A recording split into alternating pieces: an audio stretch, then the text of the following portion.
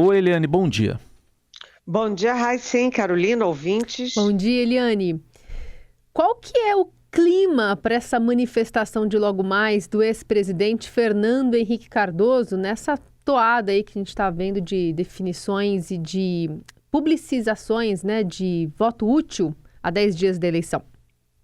Pois é, a campanha do voto útil foi deflagrada definitivamente ontem, né? Porque a gente está vendo assim uma movimentação muito intensa em relação à candidatura do ex-presidente Lula, que é o candidato do PT e é o favorito nas pesquisas. Então, isso começou há alguns dias com o Caetano Veloso, né, o Caetano Veloso que votava no Ciro Gomes, que sempre demonstrou voto no Ciro Gomes. O Caetano, que com toda a sua simbologia, seu carisma, aliás, simpatia, o Caetano é super simpático, né? E saindo do Ciro para o Lula. Também, ainda nessa área de cultura, Malu Mader e o Tony Belotto. Os dois também apoiaram o Lula. E aí começaram as manifestações também no mundo mais político ou mais vinculado à política. E aí tem dois ex-ministros da Justiça. O ministro da Justiça do governo Fernando Henrique Cardoso, José Carlos Dias, que foi um homem super importante aí na contra a ditadura, a favor dos direitos humanos, contra a tortura, e também do ex-ministro da Justiça, Miguel Reale Júnior, que simplesmente foi o homem que foi, enfim, ele foi signatário do pedido de impeachment da presidente Dilma Rousseff. Logo, petista não é, né, mas ele também manifestou apoio em Lula. Muito diretamente vinculado ao Fernando Henrique também tem aí o Sérgio Fausto, cientista político, que é diretor da Fundação FHC, a Fundação do Fernando Henrique. E olha, esse movimento extrapolou fronteiras, porque teve ontem uma carta, um manifesto de 55 personalidades da América Latina, particularmente da América do Sul, apoiando o ex-presidente Lula. E nessa carta eles falam que o que está ocorrendo no Brasil, aspas, é entre o fascismo e a democracia. E a carta é dirigida diretamente ao candidato Ciro Gomes. O nome da carta é Carta Aberta a Ciro Gomes, o que precisa ser feito para deter Bolsonaro.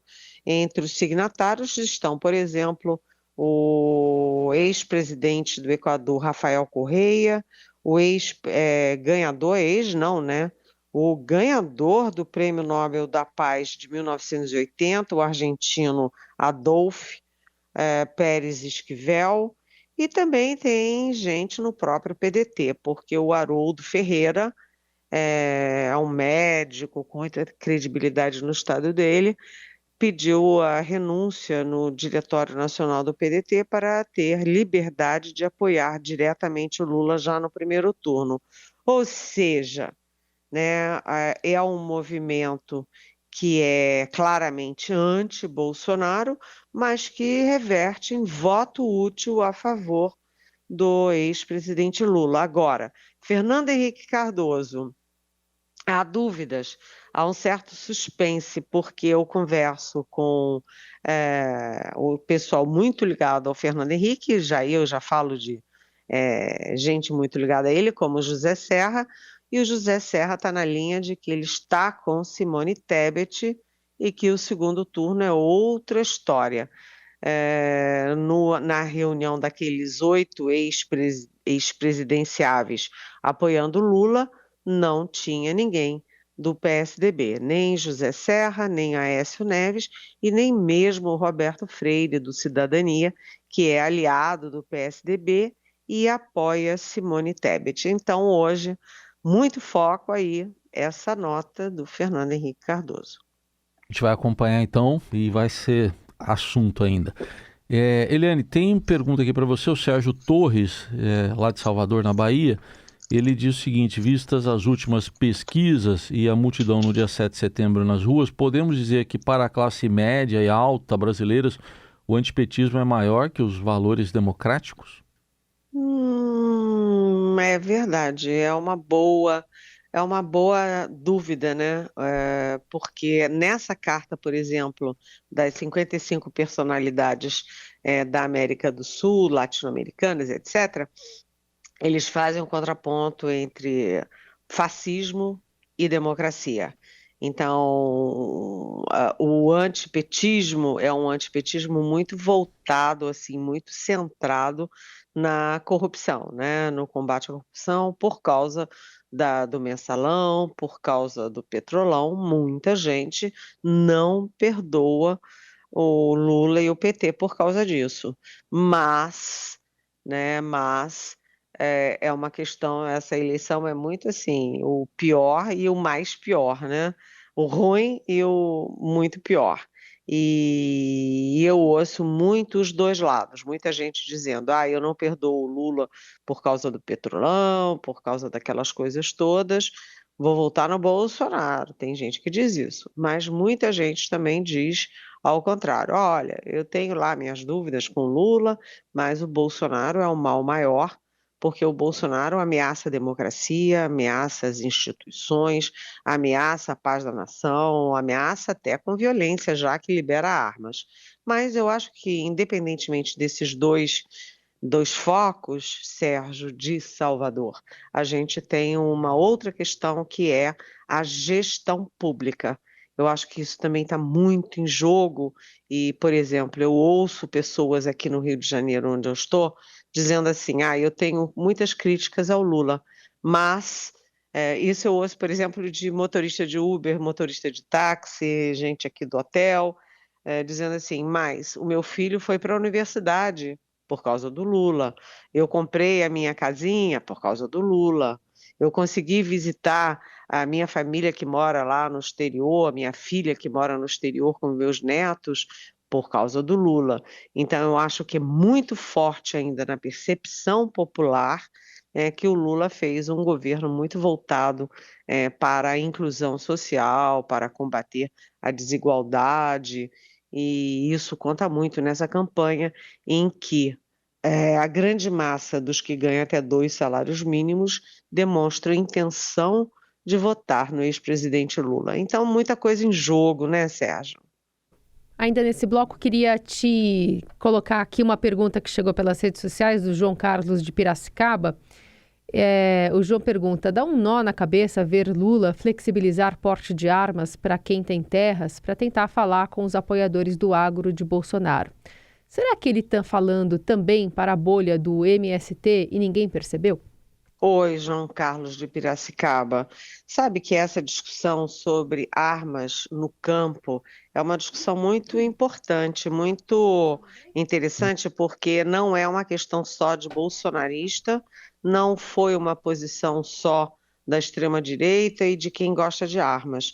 Porque lá no campo tem muita gente que mora numa casinha, isolado, né? Não tem polícia ao redor, não tem nenhum tipo de proteção, às vezes não tem nem rede de internet para você poder pedir socorro, né? Então, no caso de armas no campo, muita gente da esquerda, do centro, se posicionou a favor.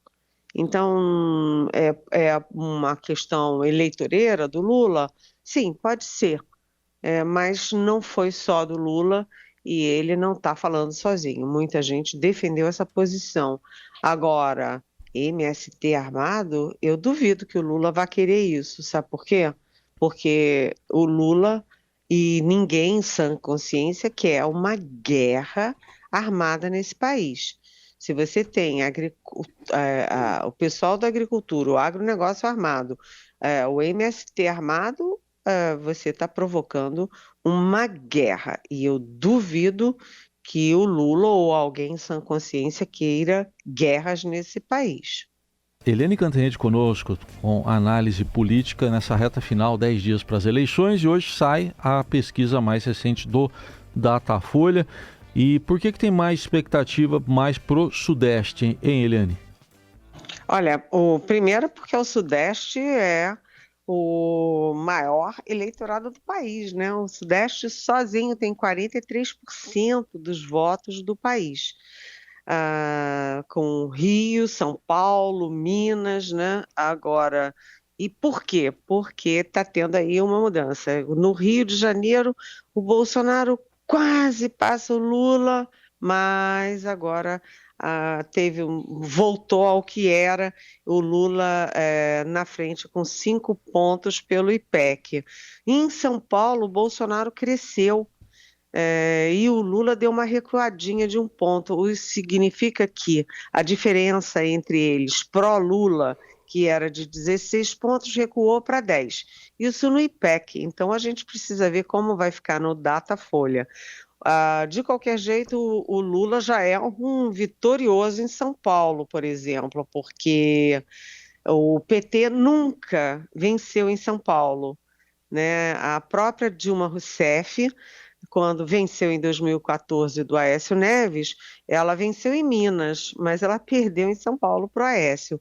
Então, São Paulo nunca deu a vitória ao PT e ao Lula, e nesse ano o Lula está à frente do Bolsonaro. Isso já é considerado, já é comemorado nas hostes do PT como uma vitória. O Lula ainda vai fazer 2 grandes comícios, vai ter presença forte antes das eleições, nesses 10 dias, em São Paulo, mas ele não vai para o interior, ele vai para a região metropolitana de São Paulo, enquanto o Bolsonaro investiu muito no interior de São Paulo, que tem 18 milhões de eleitores, e com o seguinte detalhe: é muito conservador, muito antipetista. Então, foco muito em São Paulo, o Rio ali balançando. Minas, a situação é confortável para o Lula, com 10 pontos à frente também, como São Paulo, e numa posição mais estável. Mas lá, o presidente Jair Bolsonaro acabou ficando sem palanque, porque o governador Romeu Zema, que tem chances de vencer em primeiro turno, não se aliou ao Bolsonaro, e o candidato oficial do Bolsonaro, que é o Carlos Viana, patina em 5%. Então, muito foco no Sudeste. Hoje vem aí o Datafolha dos estados e o Datafolha nacional, e num momento, como a gente já falou aqui, de grande migração de votos para o Lula, e também numa grande efervescência no Sudeste. O Lula vai, além de São Paulo, vem também ao Rio de Janeiro, né? E olha, tá animada. Essa reta final tá assim de tirar o fôlego. Eliane, até é bom a gente registrar aqui que um pesquisador do Datafolha foi agredido, né, enquanto fazia entrevistas para o Instituto nesta terça em Ariranha, aqui em São Paulo, no interior. Ele teve lesões, falou que 2 homens que são pai e filho se aproximaram dele, o ofenderam enquanto ele trabalhava. Quando virou de costas, eles o agrediram com chutes e socos. Não é o primeiro caso, mas é mais um, né? Então, essa coleta de material vem em consonância com essas agressões que as pessoas que estão fazendo a pesquisa estão sofrendo aí na rua, na coleta dessas informações. Só um detalhe que ele queria ser entrevistado, né? E não é assim que funciona a pesquisa. O pesquisador não pode entrevistar quem se oferece ali para ser entrevistado. Tem metodologia, né? Na metodologia, o protocolo é esse. Quem se oferece para dar a entrevista não pode ser entrevistado. Ele é automaticamente descartado. E os sujeitos bateram, agrediram, e isso é grave porque a gente, há 10 dias das eleições, um dos grandes medos dessas eleições são 2, né, que são casados. Um é da violência, outro é da abstenção. E eles atacam as pesquisas, atacam os jornalistas, atacam o mensageiro. Eles esquecem de atacar o próprio candidato que faz tudo errado, né? O candidato que fica falando em imbrochável, que usa funeral da rainha para fazer campanha, que passa vexame no exterior. E isso é que é o problema da campanha deles, não é a pesquisa. Aliás, os valores repassados pelos partidos aos candidatos diz muita coisa, porque o Lula tem aí 89, me parece que 89 milhões, muito dinheiro de campanha passado pelo PT, mas o PL, partido do presidente Jair Bolsonaro, preferiu prestigiar os candidatos a deputado e só passou 16,4 milhões para o Bolsonaro. E aí a gente vai ver onde que o Bolsonaro está gastando esse dinheiro. Ele está gastando principalmente em programa eleitoral, que todo mundo dizia que não tinha mais a menor importância, porque 2018 foi o ano das redes sociais e todo mundo disse, a TV não tem mais importância nenhuma na eleição. Tem sim, tanto que o maior gasto da campanha do Bolsonaro é com propaganda eleitoral. E segundo gasto, gente, com pesquisa. Eles ficam sempre dizendo que não acreditam em pesquisa, que as Exato. pesquisas são todas compradas, são todas mentirosas, mas eles tanto acreditam que eles têm e gastam dinheirão com pesquisa também, porque a gente sabe que no mundo inteiro as pesquisas têm metodologias muito científicas, muito testadas e que são um instrumento importante de detectar o humor do eleitorado. Pesquisa não é urna, pesquisa não diz quem vai ganhar, como é que é a eleição. A pesquisa diz, naquele momento, qual é a intenção do eleitor na hora de votar. Né? A intenção, entre a intenção e o voto, muita coisa pode ocorrer. Né? Atentados, sei lá, chacoalhadas, uma novidade importante, enfim, até, sei lá, cai helicóptero, né? Como a gente viu já, caiu o avião do Eduardo Campos, que era candidato. Muita coisa pode mudar. As pesquisas detectam intenção de votos. E essa gente que bate em pesquisador, que agride jornalista, não está preocupada com a democracia, nem com o país. Está preocupada em tumultuar, em gerar violência. Eliane, tem uma manifestação da ouvinte Kelly de Santos. Ela fala que sou como a ouvinte que se manifestou ontem, devo declarar na urna um voto que não vai para o meu candidato preferido. E pensando nisso e nas estratégias de campanha, qual a lógica do candidato à reeleição e seu ministro relativizar a fome no Brasil? Ela agradece aqui, obrigada também pela sua participação. Tem uma distribuição de culpas também acontecendo concomitantemente, não? Claro, você sabe, isso a gente viu a vida inteira, né? Eu conheço muito campanha de muitos e muitos carnavais e muitas eleições. Na reta final, a candidatura que está mais atrás, né, que vai vendo a vitória escorrer pelos dedos, começa a ter uma brigalhada interna. E aí começa a distribuição de culpa. Começa a culpa para cá, culpa para lá, e agora eles estão querendo empurrar a culpa da possível, eventual vitória do Bolsonaro para o Paulo Guedes. O Paulo Guedes fala muita besteira.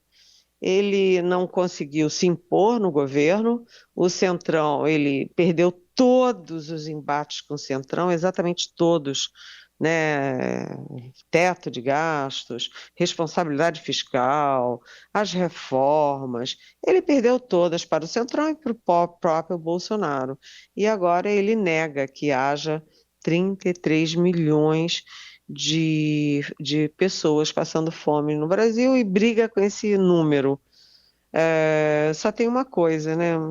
Vamos pensar, o Brasil tem gente passando fome, sim, e o governo dele, com a economia dele, né? Eles simplesmente cortaram verbas que não se corta num país tão desigual, injusto como o Brasil. Cortaram da merenda escolar, cortaram aí do combate à violência à mulher, cortaram da farmácia popular, né? Vetaram as verbas para proteger a população indígena na pandemia, vetaram, dinheiro para levar a internet para as escolas públicas, ou seja, o governo Bolsonaro não estava preocupado com o pobre, com o miserável, com a base da pirâmide. E ele está pagando agora em votos, porque até 2 salários mínimos a diferença pró-Lula é muito gritante. Entre as mulheres, a diferença pró-Lula também é muito significativa. Então, eles vão ficar dizendo que não tem fome. O Bolsonaro já falou mais de uma vez que não tem fome no Brasil, porque ninguém nunca viu um pobre com fome na fila da padaria. Realmente, eu nunca vi ninguém com fome na porta da padaria, mas eu sei ler estatística e eu vejo nas ruas as pessoas jogadas, às vezes com famílias inteiras. Então, isso é próprio de campanha derrotada, hein, gente?